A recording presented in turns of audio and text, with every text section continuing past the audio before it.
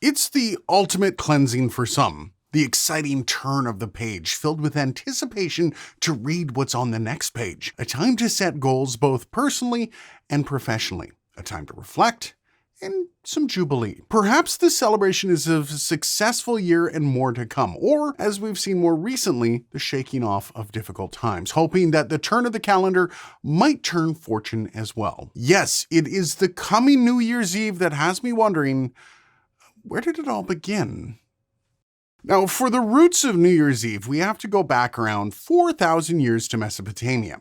The calendar looked a tad different back then, and if you were setting up for a wild ball drop in Babylon, well, you'd probably be dressing for spring temperatures. That is because the original New Year's Eve started out as a religious festival called Akitu, which happened during the vernal equinox, meaning somewhere around March 20th as per the Babylonian calendar. The name of the festival, Akitu, translates to barley, as the celebration marked the rebirth of nature after a long winter, and it was a way to hope for the prosperity of the coming seasons. It would be celebrated over several days, and let's just say it was religious. In addition to the new year, it would also celebrate the victory of the Babylonian sky god Marduk over the evil sea goddess Tiamat. At the same time, if there was a new king that needed to be crowned, it also served that purpose. If not, the current king would make a trek to renew his divine mandate. Now, around this time and the coming years, celebrations would also spread to other cultures, but it wasn't always near or on the first day of spring. The Phoenicians, for example, would celebrate the fall equinox, and the Greeks would be one of the few to mark the winter solstice as theirs. I wonder how many people are going to get that reference. What's funny about DICKUS? Now, around 46 BC, Julius Caesar was getting a bit annoyed with the early Roman calendar. You see, it was only 10 months long, or 304 days. According to legend, it was developed by Romulus. Nope, not that one. Yeah, that one. A later king, Numa Pompilius, ended up adding Januarius and Februarius. And I'm not going to lie, that sentence sounded made up. Anyways, after a few centuries, the calendar fell out of sync with the sun.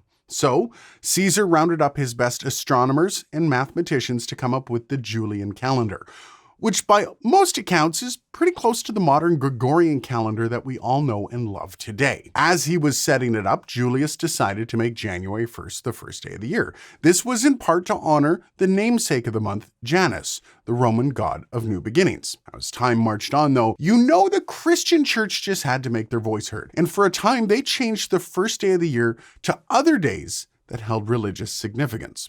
In fact, it wasn't until Pope Gregory VIII decided that that was just dumb and switched it back in 1582. But don't tip your hat too far, because the church didn't do it to appease anyone.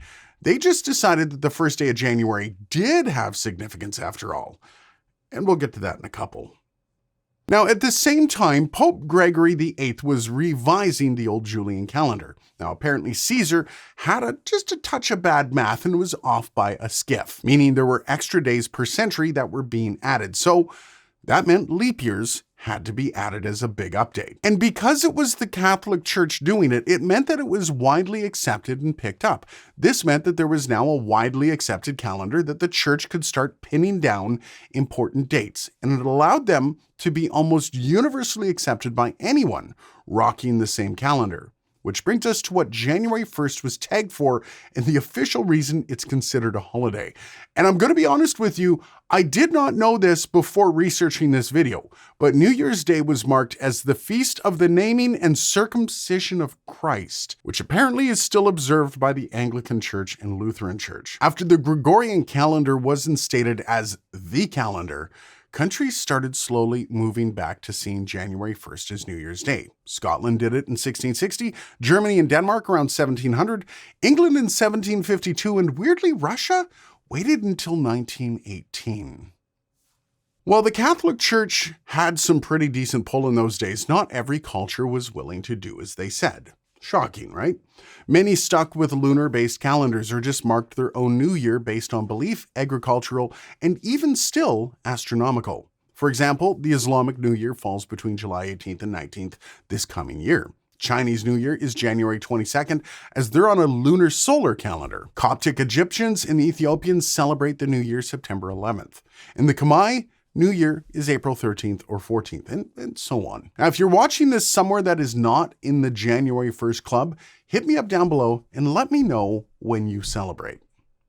When switching over to the Gregorian calendar, there was an awkward shift for cultures. You see, the church had to advance their days to match up. So after Thursday, October 4th, 1582 hit, the day was technically Friday, October 15th, 1582. Meaning, if you were switching from the Julian calendar, you had to do this as well, prompting some confusion, I'm sure. Now, if you're a leap year baby, you probably can empathize.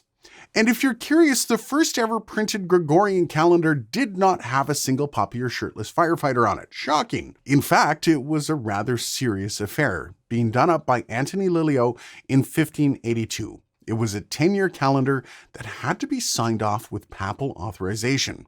That said, his authorization was revoked the exact same year after he was unable to keep up with the demand for copies. Also, it wasn't until the 1900s that the celebrations for New Year's moved to the eve, or December 31st. And along with that, a whole host of different traditions. Of course, here in the West, I'm sure you know that alcohol and dropping balls are all the craze. Some poorly sung versions of Auld Lang Syne is another custom that we co-opted. But what do other cultures do? In Spain and other Spanish-speaking countries, downing a dozen grapes right before midnight is a way to symbolize your hopes and dreams for the coming year. In many parts of the world, legumes are on the menu as they resemble coins and symbolize upcoming financial success. In Italy, they use lentils, and in some southern states, they actually still use black-eyed peas. Pigs represent prosperity in several countries, so they're featured on the tables in several places like Cuba, Austria, Hungary, as well as a few others. In other places, donut-shaped desserts are popular to represent the full completion of the year. And my favorite, in Sweden and Norway, there is rice pudding with a single almond hidden in it. And whoever finds the nut, that person gets 12 months of good fortune. That is, unless they have a tree nut allergy. That might be 12 hours in the emergency. Either one. And finally, where do resolutions come from? Well, that tradition goes all the way back to the Babylonians. Apparently, they would try to curry favor from the gods by promising to do things like pay off debt or returning farming equipment. It's to try to get their new year off on the right foot. Anyways, I'm sure I missed a bunch, but in the sake of keeping this to under a 20-minute video, that's all I got for now. This was fun. Thank you for watching. And of course, if you like this video, like button. If you really liked it, hit the subscribe button. This is a relatively new channel, and I got lots planned for the New Year's. Cheers. Have yourself a great Merry Christmas and a Happy New Year.